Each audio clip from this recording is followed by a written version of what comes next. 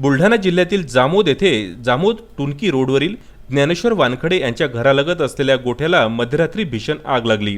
या आगीमध्ये त्यांचे जावई सुनील पंडित राऊत यांच्या मालकीच्या 4 म्हशी व 2 गायी तसेच शेती उपयोगी साहित्य जळून खाक झाले।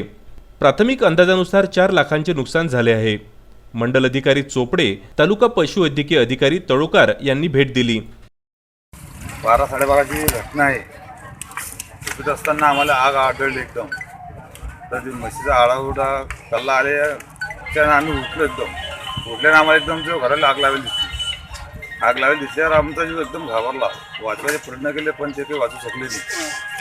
तर त्या वेटाळलेल्या लोकांना आजूबाजूच्या सर्वांना मदत केली, पाणी टाकलं, विजवायचे प्रयत्न केले, विजलं पण आमच्या 4 म्हशी, 2 वगारा, शेतीचे जे बासणं वगैरे होते, जे खायचं अनाज काही होतं ते पण पूर्ण आमचं जळालं।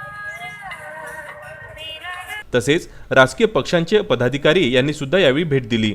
जळगाव जामोद येथून मनीष ताडे यांचा हा वृत्तांत।